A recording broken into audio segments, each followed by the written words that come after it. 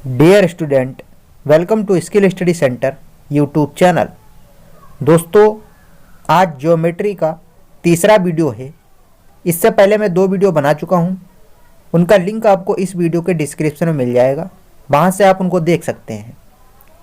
दोस्तों, आज हम लोग त्रिभुज पर आधारित प्रश्न करेंगे जो आपके एग्जाम के पॉइंट ऑफ व्यू से बहुत ज़्यादा हेल्पफुल हैं। दोस्तों, ये class specially super TT, DSSB या आरआरबी ग्रुप डी के लिए बना रहा हूँ, जिसकी हम लोग धुआंधार प्रैक्टिस कर रहे हैं। जो भी मैं इसमें क्वेश्चन कराऊंगा सारे प्रीवियस ईयर क्वेश्चन होंगे जो आपके एग्जाम के पॉइंट ऑफ व्यू से बहुत ज़्यादा हेल्पफुल होंगे। चलिए शुरू करते हैं। दोस्तों, पहला क्वेश्चन लिखा है कि एक त्रिभुज का आधार 12√3 है और आधार पर 2 कोण क्रमशः 30 डिग्री और 60 डिग्री हैं, तो त्रिभुज का शीर्ष लंब क्या होगा। शीर्ष लंब बोले तो एल्टीट्यूड कहते हैं। एल्टीट्यूड में आपको इससे पहले वीडियो में बता चुका हूँ क्या होता है, तो इसको सॉल्व करते हैं। पहले एक त्रिभुज बना लेते हैं। देखो, ये त्रिभुज हो गया ए बी सी, ठीक है। तो इसमें कहा कि आधार जो है वो 12√3 है, मतलब ये जो पूरा आधार है ये 12√3 है, ठीक है। कह रहा है कि इसमें 2 कोण क्रमशः 30 और 60 के, मतलब ये कोण हो गया 30 का और ये हो गया 60 का, ठीक है।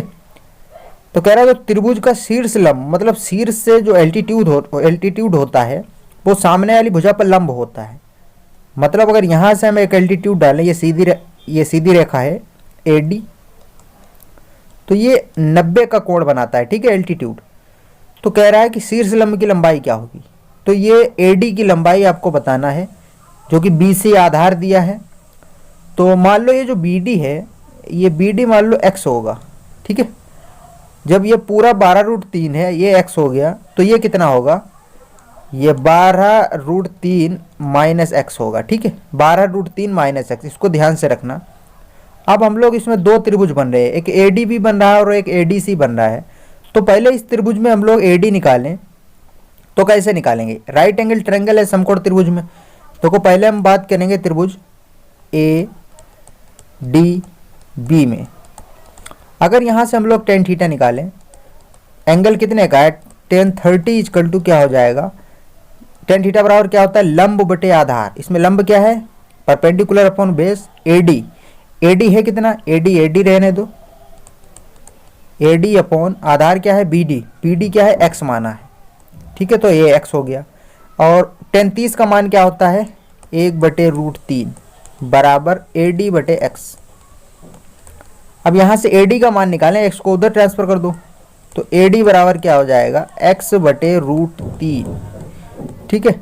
यहाँ से एडी का मान x/√3 आया, समीकरण 1 मान लो इसको, ठीक है। अब बात करेंगे हम लोग त्रिभुज ए डी सी में।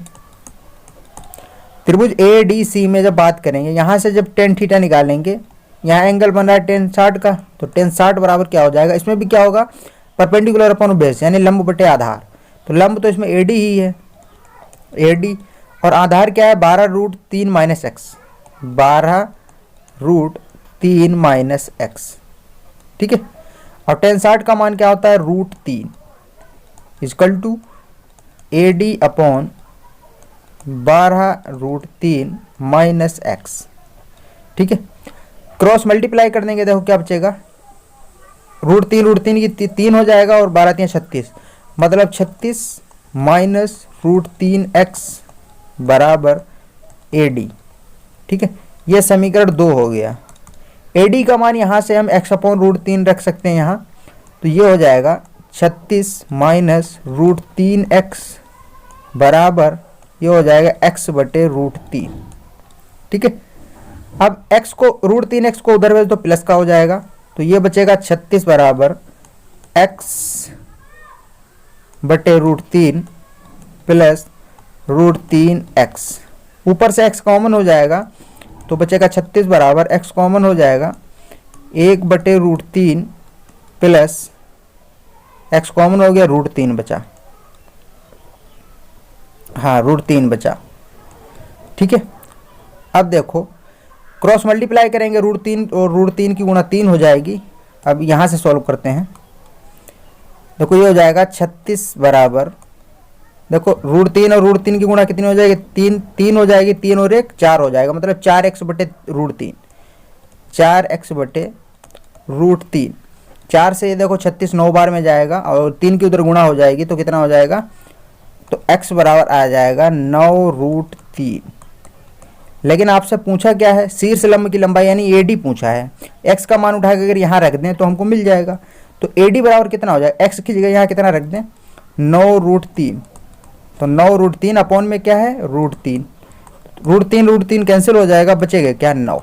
मतलब AD जो है वही शीर्ष लंब आपका है तो वो 9 सेंटीमीटर हो जाएगा, यानी चौथा ऑप्शन सही हो जाएगा। आई होप इसको आप समझ गए होंगे। इसी तरीके से सॉल्व कर सकते हैं इसको। चलिए अगला क्वेश्चन देखते हैं। ये इंपॉर्टेंट क्वेश्चन है। इससे पहले वीडियो मैंने आपको बताया था कि दिए गए माप के समूह में से कौन सा विकल्प किसी त्रिभुज की भुजाएं बन सकता है। मैंने आपको बताया था त्रिभुज तभी संभव होगा जब दो भुजाओं का योग तीसरी भुजा से बड़ा हो। मतलब अगर ये देखें 6 और 2 कितना होता है, 8 होता है, जो कि 9 से कम है, ये तो नहीं होगा, इससे त्रिभुज नहीं बन सकता। इसकी जब हम बात करें 11 और 3 कितना होता है 14, जो कि 12 से बड़ा है, बन सकता है। देखो ये कितना होगा 5 और 3 8, जो कि 8 से बड़ा नहीं बल्कि बराबर है, ये भी नहीं बन सकता। ये कितना होगा तो 7 और 5 12, जो कि 13 से छोटा है, ये भी नहीं बन सकता। तो ऑप्शन दूसरा ही सही होगा। आई होप इसको आप समझ गए होंगे, अक्सर ये क्वेश्चन एग्जाम में पूछ लिया जाता है। तीसरा क्वेश्चन देखते हैं। इंपॉर्टेंट क्वेश्चन है कि एक त्रिभुज ABC का अंतः केंद्र O जो है वो ABC का अंतः केंद्र है। अब यहाँ से क्वेश्चन स्ट्राइक करता है कि अंतः केंद्र यानी इन सेंटर क्या होता है। इन सेंटर तब हमको मिलता है जब हम लोग एंगल बाइसेक्टर करते हैं, मतलब कोणों का समद्विभाजक करते हैं, तब हमको अंतः केंद्र मिलता है। और कह रहा है कि D जो है वो त्रिभुज ABC की भुजा BC पर एक बिंदु है। ठीक है, BC पर एक बिंदु है जिसमें OD परपेंडिकुलर है BC के। OD जो है वो परपेंडिकुलर है BC के। यदि एंगल BOD 15 हो तो एंगल ABC कितना होगा। देखो एक पहले एक त्रिभुज बना लेते हैं। अब एक त्रिभुज बनाएंगे ABC, ठीक है। कह रहा अंतः केंद्र O है। कह रहा है D जो है मतलब अंतः केंद्र इसका एंगल बाइसेक्टर से मिलता है। और कह रहा है कि OD जो है वो BC पर परपेंडिकुलर भी है। मतलब जो ये सेंटर होगा ये परपेंडिकुलर है किस पे, BC पर, जो D पॉइंट पर मिलता है। और एंगल बाइसेक्टर जो होगा, एंगल बाइसेक्टर जो होगा वो इन कोणों को इक्वल पार्ट में, इक्वल बराबर बराबर भागों में बांट देता है। मतलब जितना एंगल ये होगा उतना ही एंगल ये होगा। ठीक है, और ये हो गया आपका O। ठीक है, अब देखो क्वेश्चन में क्या क्या दे रखा है। D हो गया ABC की भुजा BC पर एक बिंदु हो गया जिसमें OD BC पर लंब, ये भी हो गया। अब एंगल BOD, देखो BOD मतलब ये एंगल जो है ये कितने का होगा 15 डिग्री का, ये हो गया 15 डिग्री का। ठीक है, अच्छा ये जब परपेंडिकुलर इस पर है ये कितने का होगा, पक्का ये 90 का होगा। अगर त्रिभुज के दो एंगल पता है तो तीसरा आपको पता हो जाएगा। 15 ये हो गया, 90 ये हो गया। 15 और 90 कितना होता है 105, और 180 से 105 घटाने कितना बचेगा, पक्का 75 बचेगा। मतलब ये एंगल 75 बचा। लेकिन आपसे ABC एंगल पूछा है तो ये एंगल बाइसेक्टर है, इसने दो भागों में बांटा होगा, मतलब तब ये 75 बचा है। तो पूरा एंगल ये कितने का होगा, पक्का 150 का होगा। मतलब एंगल ABC जो होगा वो 150 का होगा। ठीक है, तो ऑप्शन तीसरा सही हो जाएगा। ये पिछले वीडियो मैंने आपको बताया एंगल बाइसेक्टर क्या होता है, उसको वहां से आप देख सकते हैं। अगला क्वेश्चन देखते हैं दोस्तों। लिखा कि किसी समकोण त्रिभुज, समकोण त्रिभुज हो गया आपको, तो यहां से आपको पाइथागोरस ट्रिपलेट पता होना चाहिए। यदि कर्ण 20 सेंटीमीटर हो तो अन्य दो भुजाएं इसके रेशियो में 4:3। ठीक है, तो भुजाओं की लंबाई कितनी, तो भुजाओं की लंबाई कितनी होगी। देखो जब भी समकोण त्रिभुज की बात आती है तो आप याद रखना इसमें कर्ण जो है 20 दिया है, तो ये बाकी भुजाएं आपको पाइथागोरस ट्रिपलेट आना चाहिए 3 4 और 5। ये ट्रिपलेट आपको याद होगा। कर्ण इन्होंने 20 दे दिया है। देखो अगर कर्ण जो 20 है ये 5 का 4 गुना है। अगर 5 का 4 गुना कर दें तभी 20 होगा जाके कर्ण। तो अगर 4 का 5 गुना, 4 का 4 गुना कर दें तो 16 होगा। 3 का 4 गुना कर दें तो 12 होगा। अगर इसका हम लोग रेशियो देखें तो ये 4:3 वो भी मिल जाएगा आपको। तो पक्का जो 12 और 16 ऑप्शन में होगा वही आपका आंसर होगा। देखो 16 और 12 यहाँ दिया है, तो चौथा ऑप्शन सही हो जाएगा। इसको आपको सॉल्व नहीं करना है। पाइथागोरस ट्रिपलेट आपको अगर याद है तो आप इसको डायरेक्टली कर सकते हैं। अगला क्वेश्चन देखते हैं। यदि किसी त्रिभुज का परिकेंद्र उसके बाहर हो तो त्रिभुज होता है। ये आपको पता भी होगा, वो हमेशा अधिक कोण होता है, अधिक कोण में ही परिकेंद्र बाहर होता है। ठीक है, अगला क्वेश्चन देखते हैं कि एक त्रिभुज एबीसी में बीसी के समांतर एक सरल रेखा AB तथा AC को क्रमशः PQ बिंदु पर काटती है। यदि AB बराबर 3PB तो PQ और BC कितना होगा। देखो ये सिमिलरिटी का क्वेश्चन है, बहुत इजी होता है, बस आपको डायग्राम आना चाहिए। पहले मैं आपको डायग्राम बताता हूँ, उसके बाद क्वेश्चन बताता हूँ। देखो इन्होंने बताया कि एक त्रिभुज ABC है, एक त्रिभुज ABC है ABC, कहा है कि इसमें एक सरल रेखा AB तथा AC को क्रमशः P और Q पर काटती है। मतलब BC के समांतर एक रेखा AB और AC को, AB को P पर काटती है और AC को Q पर काटती है। ठीक है, इन्होंने बताया कि AB बराबर 3PB। यहां से हमको ये मिल रहा है जो AB और PB का रेशियो जो होगा वो 3:1 है। इसका मतलब समझे, मतलब ये जो AB होगा अगर ये 3 होगा तो PB जो होगा वो 1 होगा। ठीक है, अब त्रिभुज इसमें 2 बन रहे हैं। देखो एक APQ और ABC ये सिमिलर है, मतलब त्रिभुज सिमिलरिटी आपने पढ़ा होगा, APQ और त्रिभुज ABC ये कॉन्ग्रेंट है ABC। ठीक है, तो इसकी कंडीशन क्या होती है, तो AP का रेशियो, यानी जो AP का रेशियो होगा, AP और AB का रेशियो होगा, वही रेशियो आपका AQ और AC का होगा, और वही रेशियो आपका PQ और BC का होगा। आपसे पूछा है PQ और BC, यानी PQ और BC का रेशियो पूछा, ये तो बराबर ही होंगे। तो अगर हम इसमें से किसी एक का रेशियो निकाल लें तो हमको वो मिल जाएगा। यहाँ देखो अगर ये AB 3 होगा तो PB कितना है, 1 है, तो AP कितना होगा। देखो ये जब पूरा 3 है, PB 1 है, तो पक्का ये 2 होगा। अब वही तो आपको निकालना है। अब यहाँ से अगर हम AP और AB का रेशियो निकाल लें, वही रेशियो PQ और BC का है, तो AP कितना है, देखो AP कितना है 2, और AB कितना है, AB तो पूरा 3 है, तो ये कितना हो जाएगा 3। तो यही तो PQ और BC का भी रेशियो है, तो 2:3 आंसर हो जाएगा आपका। विद इन सेकेंड में इसको कर सकते थे, यानी चौथा ऑप्शन सही हो जाएगा। आई होप इसको आप समझ गए होंगे। अगला क्वेश्चन देखते हैं दोस्तों। 7वां क्वेश्चन है कि एक त्रिभुज की भुजाएं इस रेशियो में दी हैं और उसका परिमाप दिया है, तो उसकी सबसे लंबी और सबसे छोटी भुजाओं का अंतर बताइए। देखो ये रेशियो फ्रैक्शन में दिया है, पहले तो इसको फ्रैक्शन से हटाएंगे। जो भुजाएं दी हैं वो 1/4 अनुपात 1/6 अनुपात 1/8 दिया है। ठीक है, इसको फ्रैक्शन में हटाना है तो इसका एलसीएम लेंगे। 4, 6, 8 का एलसीएम कितना होगा, 24 होगा। आपको देख के पता होना चाहिए। अब 24 को इन सबसे भाग देंगे, तो 24 से 4 से जब 24 को भाग देंगे 6 पर जाएगा, मतलब 6:4:3। ठीक है, तो ये भुजाओं का अनुपात है।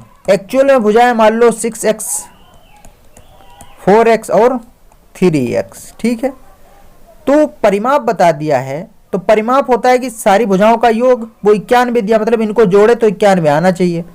मतलब 6x plus 4x plus 3x ये 91 होना चाहिए। ये कितना हो जाएगा, 6, 4, 10 और 3, 13, मतलब 13x बराबर 91, और x बराबर 13 से 6 बार में जाएगा, 13 7 बार में जाएगा, 13 7 तो 91, मतलब x का मान 7 मिल गया। अब यहाँ मान ना रखो। अब देखो पूछा क्या है, सबसे लंबी और सबसे छोटी। देखो 6x सबसे लंबी भुजा होगी और 3x सबसे छोटी होगी। इनका अंतर कितना होगा, 6 और 3 का अंतर 3x होगा। ठीक है, अब यहाँ x का मान रखो, तो यहाँ मान रखेंगे 3 × 7 = 21।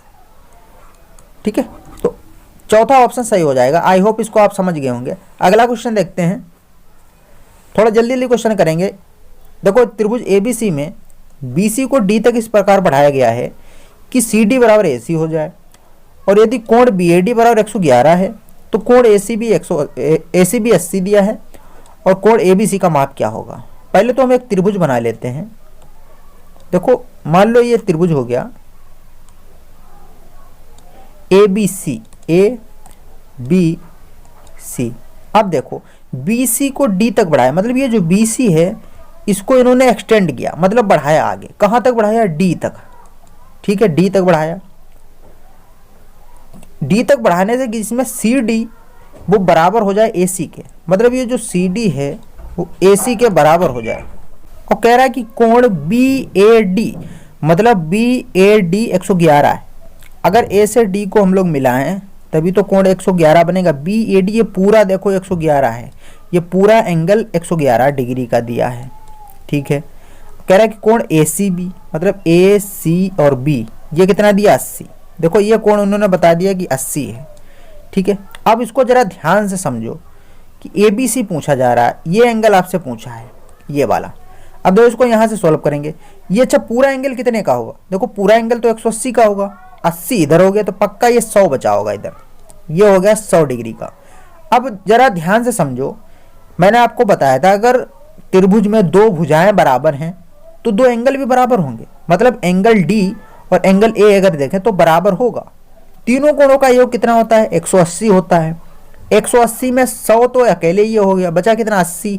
तो 80 में ये बराबर बराबर बढ़ जाएगा, मतलब ये भी 40 का हो जाएगा और ये भी 40 का हो जाएगा। अच्छा ये पूरा एंगल 111 का है और ये 40 का है, तो ये कितने का बचा होगा? 111 से 40 जब घटाएंगे तो कितना बचेगा? पक्का 71 बचेगा, 71 डिग्री। अच्छा जब 71 का ये हो गया, 80 का ये हो गया, तो ये कितने का होगा? दो एंगल पता है तो तीसरा पता हो जाएगा, तो निकाल लो।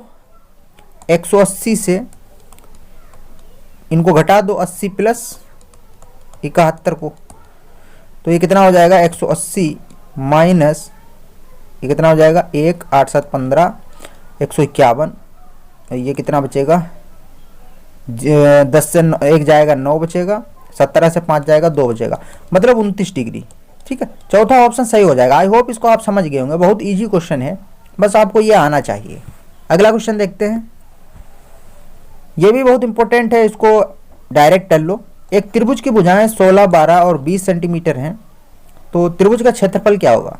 देखो जब भी आपने 16, 12 और 20 देखा तो आप समझ गए होंगे ये पक्का समकोण त्रिभुज होगा। ट्रिपलेट आपको याद होना चाहिए।